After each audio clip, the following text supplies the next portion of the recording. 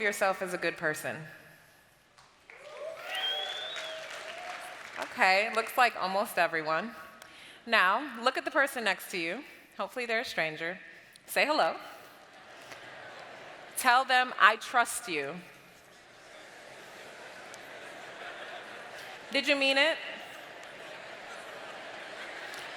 Would you trust them if they walked up to you in a dark alley? The thing is, most of us don't trust strangers. But nearly everyone in this room said they think of themselves as a good person. So shouldn't we assume everyone is good, even if they're a stranger? Why should I assume that you're a bad person just because I don't know you? I've been to every country in the world. All 195 of them.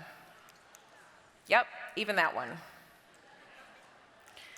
Throughout my journey of early morning flights, language barriers, haggling in markets, long bus rides, applying for visas, and middle seats, I've learned that most people are good. I've lived in 5 countries on 4 continents, and as I continued traveling, living abroad, and building relationships, my idea of home changed. For me, home is in people. That's why I think of everyone as my neighbor. No matter if you're standing next to me in Kampala, Nairobi, Jeddah, or Cairo, you're my neighbor. I grew up right here in Detroit, Michigan, in the Grandmont neighborhood. Detroit's home of good neighbors. Growing up, we knew so many people in our neighborhood. Our next-door neighbors are still very close friends. They always keep a spare key, so anytime I'm locked out, I just run next door. The whole good neighbor thing backfired in high school when my sister and I would sneak in late and I'd see Mrs. Nash peeking out of her window, no doubt letting my parents know exactly what time we got home. The Nashes, they're good neighbors. A good neighbor is welcoming. They bring you cookies when you move in, like my neighbors in DC, or they bring you a bottle of wine to apologize in advance for a party, like my roommate and I did. That welcoming energy, it comes with a general courtesy and respect. A good neighbor is not a xenophobe, and they do not other people. A good neighbor assumes the best of their new neighbor, but it's not always easy. When I was in Lagos, Nigeria, country 108 of 195, I unknowingly dropped my cell phone in a parking lot. When I realized it, we turned on Find My iPhone, and what we thought was a chase ensued. We called the phone, and someone answered, but they said nothing as we yelled at them and threatened them. We weren't being very good neighbors. Fast forward, and 2 hours later, I met the man who had my phone. When we met him, it was clear he hadn't showered and eaten in days. He didn't even have a phone of his own. He said to us, "I am not a thief. I saw the phone on the floor as I was walking to church." I gave him all of the naira that I had, which is the local currency. I bought him a meal to eat and one for him to take with himself, because he was a good neighbor. It seems in the US we're encouraged to fear strangers. The #1 shows on network television are crime shows.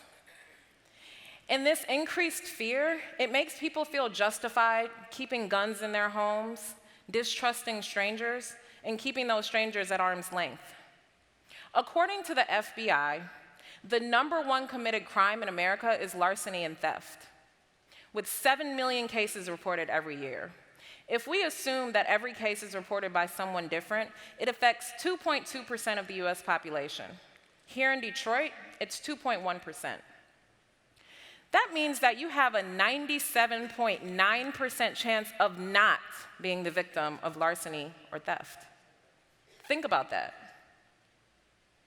So why is it that we're always locking our doors, clutching our bags, and distrusting a stranger just because we don't know them? The risk is so low.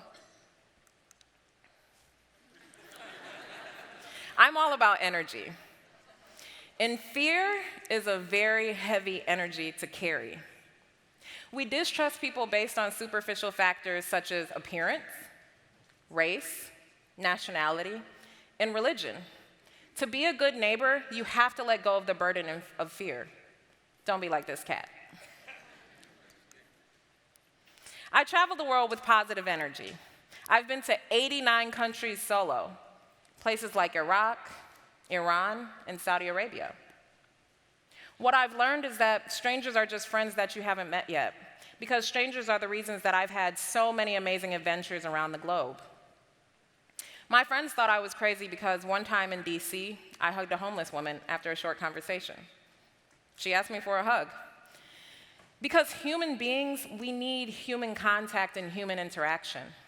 We tend to discard people because they've fallen on hard times. I've seen people walk over and around homeless people as if they weren't there. I've done it.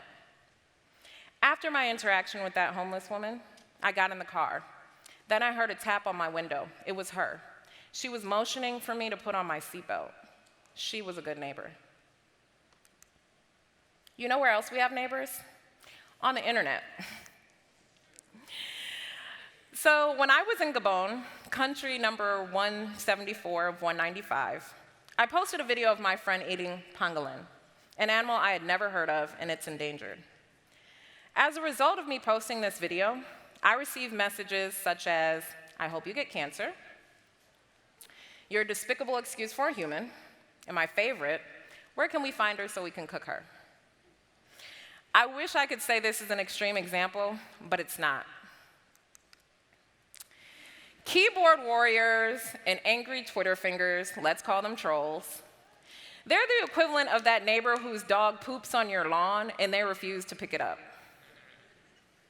The internet is also our neighborhood. There's communities there that we all enjoy thriving in. It's important that we're good neighbors there as well. We must be good neighbors both on and offline. We have to be good neighbors to the planet as well. Every single day, nearly 8,000 pieces of plastic are ending up in our oceans. I've seen the plastic crisis occurring with my own eyes throughout all of my travels. This picture was taken in Nauru, country 132 of 195, one of the least visited countries in the world. Those dark spots, I thought that they were coral before I got in the water. When I got in the water and I looked beneath the surface, I realized there were piles of plastic bottles. We must reduce our use of single-use plastic. We must be a good neighbor to this planet. Anyone and everyone is your neighbor. The world is our neighborhood. Every single day, thousands of people find themselves in new lands because of unstable governments, lacking economic opportunity, and changing environmental conditions. And what do you need when you move into a new neighborhood? A good neighbor. Someone who is welcoming and kind, who doesn't look at you as an enemy but as a potential friend, and who's always ready to assist. I met this group of men in Mali, country 154 of 195. My friend told them about my desire to visit every country in the world. They were astonished. One of them said, "C'est pas pour toi, c'est pour nous." It is not for you, it is for us. All 7 billion of us neighbors sharing this planet, no matter your gender identity, your sexual orientation, your religion, your nationality, or your age, this planet belongs to all of us. And we have to treat the planet kindly and treat each other kindly, like a good neighbor.